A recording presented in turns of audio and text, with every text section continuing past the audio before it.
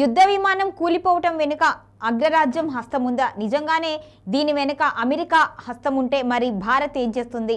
యుద్ధ విమానం కూలిపోవడం అనేది భారత్కు తీవ్ర నష్టం. మరి ఈ విషయంలో మోదీ సర్కార్ ఏం చేయబోతోంది? ఇదే అంశంపై మరింత సమాచారాన్ని మా కరెస్పాండెంట్ రాము అందిస్తారు. రాము, నిజంగానే దర్యాప్తులో ఒకవేళ అమెరికా కుట్ర ఉంది అని తేలితే వాస్తవానికి ఒకవేళ కేంద్ర ప్రభుత్వం ఏం చేసే అవకాశం ఉంది? మరి నిజంగా అమెరికా హస్తం ఉంది అనుకోవాలా? రైట్. మనకేదైతే తేజస్ విమానం ఒక్కసారిగా క్రాష్ అవ్వడం అనేది భారతదేశం మొత్తం ఒక దిగ్భ్రాంతికి గురి కావాల్సిన ఒక అంశంగా చూస్తా ఉన్నారు.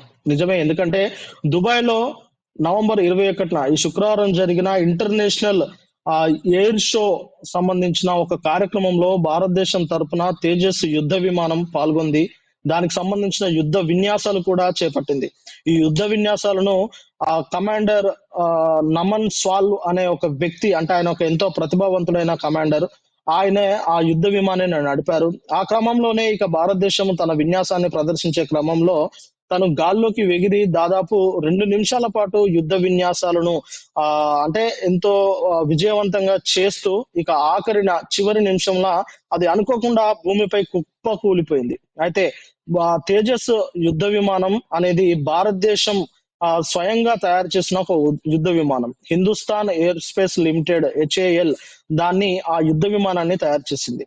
మరి ఈ యుద్ధ విమానం ఎంతో ప్రతిష్టాత్మకంగా చేపడుతున్న అంటే భారతదేశం ఎంతో ప్రతిష్టాత్మకంగా చెప్పుకుంటున్న ఈ స్పేస్ జెట్ అనేది, అక్కడ తేజస్ అనేది అక్కడ కుప్పకూలిపోవడం వెనకాల ఖచ్చితంగా కుట్ర కోణమే దాగి ఉంది అని కొంతమంది నిపుణులు అయితే భావిస్తా ఉన్నారు. కానీ ఇప్పటివరకు అయితే HAL అనేది దానిలో టెక్నికల్ అంశాల లోపం అయితే ఏం లేదు. కానీ ఏదైనా ఒత్తిడి, అంటే అందులో ఉన్న ఏదైనా ఆ కోక్పెట్ లో లేదంటే దాంట్లో ఉన్న ఏదైనా ఒత్తిడి కారణంగా, పీడనం కారణంగా అలా కూలిపోయిందా అనే దానిపైన కూడా ఇప్పుడు దర్యాప్తు అయితే చేపట్టారు. అంతేకాకుండా అదే సమయంలో ఆ వింగ్ కమాండర్, అంటే అక్కడ ఉన్న పైలట్ వింగ్ కమాండర్ యొక్క ఆ స్థితి ఏంటి, ఆయన ఆరోగ్య స్థితి ఏంటి, దానిపైన కూడా ఇప్పుడు విచారణ జరుగుతా ఉన్నది. అయితే అక్కడ ఏదైతే ఆ కోక్పేట్ కి సంబంధించి దానికి సంబంధించిన క్లియర్ ఆడియో గానీ, అక్కడ ఉన్న రికార్డ్ అయిన వీడియోలు గానీ బయటకు వస్తే ఖచ్చితంగా అసలు ఏం జరిగింది అక్కడ అనేది అయితే తెలిసే అవకాశం కనిపిస్తా ఉన్నది. ఈ మేరకు అయితే అక్కడ కుట్ర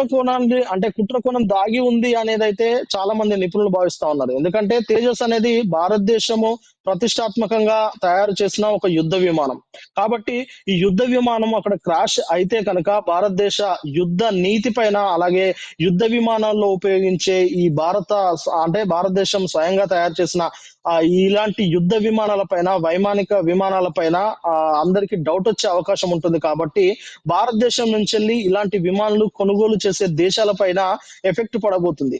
ఈ మేరకు ఆర్మేనియా అనే ఒక దేశం అదే తేజస్ యుద్ధ విమానాలను కొనుగోలు చేయడానికి, అంటే 40-50 యుద్ధ విమానాలను కొనుగోలు చేయడానికి అది బేరసారాలు కూడా జరుగుతుంది. ఇలాంటి సమయంలోనే అక్కడ తేజస్ యుద్ధ విమానం కుప్ప కూలిపోవడం వెనకాల అంటే కుప్ప కూలిపోవడం తోటి ఆర్మేనియన్ దేశం కూడా ఇక తన వెనక్కి తీసుకుంది, కొనుగోలు ఆపేసింది. కాబట్టి భారతదేశాన్ని ఆర్థికంగా దెబ్బ కొట్టేందుకే ఏదైనా దేశాలు కుట్రపూరితంగా ప్లాన్ చేశాయా అన్న విధానంలో అయితే చాలా మంది అనుమానిస్తా ఉన్నారు. దీనిపై దర్యాప్తు జరుగుతా ఉన్నది. కాబట్టి ఇప్పటికే దేన్ని తేల్చేయలేని పరిస్థితి అయితే నెలకొంది. అయితే దీని వెనకాల అగ్రరాజ్యం అమెరికా హస్తం ఉన్నదా అనేది అయితే చాలా మంది అనుమానిస్తా ఉన్నారు. ఎందుకంటే అమెరికా ఎప్పటి నుంచో, అంటే చాలా కాలం నుంచి F-35 విమానంలో F-16 కూడా మనకు అమ్ముతా ఉన్నది. అయితే గతంలో మనము F-35 F-65 కొనుగోలు ఆపేశాము. అది నేరుగా పాకిస్తాన్ లాంటి దేశాలకు అమ్ముతూ వస్తా ఉన్నది.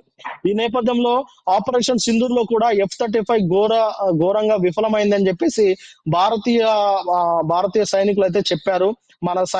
మనం చేస్తున్న దాడులకు, మనము రిలీజ్ చేస్తున్న ఏదైతే సుదర్శన్ లాంటి యుద్ధ ట్యాంకులను ఉపయోగించి మనం చేస్తున్న దాడులకు F-35 అనేది, అలాగే F-16 F-35 ఇలాంటి అమెరికా తయారు చేసిన యుద్ధ విమానాలు నిలవలేకపోయాయన్న ఒక ప్రచారం జరిగింది. కాబట్టి దాన్ని ప్రతీకారంగా మన తేజస్ యుద్ధ విమానాలు అసలు ఏమాత్రం పనిచేయవు, పెద్దగా యుద్ధాల్లో వీటిలో వాడినా పెద్దగా ప్రయోజనం ఉండదు అనేది ప్రొజెక్ట్ చేయడానికి, అంటే దాన్ని చూపించడానికే ఇలాంటి ఏదైనా అమెరికా లాంటి అగ్రరాజ్యం ఏదైనా హస్తం ఉందా అనేది చాలా క్లియర్ గా అర్థమవుతా ఉన్నది. ఎందుకంటే అక్కడ ఏదైనా సైబర్ క్రైమ్ లాంటిది ఏమైనా జరగవచ్చా, లేదంటే మనకు రాడార్ల సాయంతో దాన్ని ఏదన్నా ఫంక్షనింగ్ మార్చే అవకాశం ఉంటుందా అనేది రీతిలో కూడా కొన్ని అనుమానాలు వస్తా ఉన్నాయి. ఎందుకంటే అంటే యుద్ధ విన్యాసాలు జరిగిందైతే మన దేశంలో కాదు, దుబాయ్ లో జరిగింది కాబట్టి అది మన దేశ పరిధిలోకి రాదు. అక్కడున్న ఏర్పాట్లు ఎలా చేశారు, అక్కడున్న భద్రతా ఏర్పాట్లు ఎలా ఉన్నాయి. ఎందుకంటే ఏదైనా ఒక యుద్ధ విమానం పైన వెళ్తున్నప్పుడు రాడర్లతోటి రేజర్ల సాయంతో వాటిని ట్రాక్ చేసి దాంట్లో ఏదైనా దాని ఫంక్షనింగ్ లో మార్పు చేసే అవకాశం ఉంటుంది అనేది అయితే నిపుణులు భావిస్తా ఉన్నారు. ఈ నేపథ్యంలో అమెరికాపై అలాగే చైనాపై కూడా కొన్ని అనుమానాలు అయితే వస్తా ఉన్నాయి.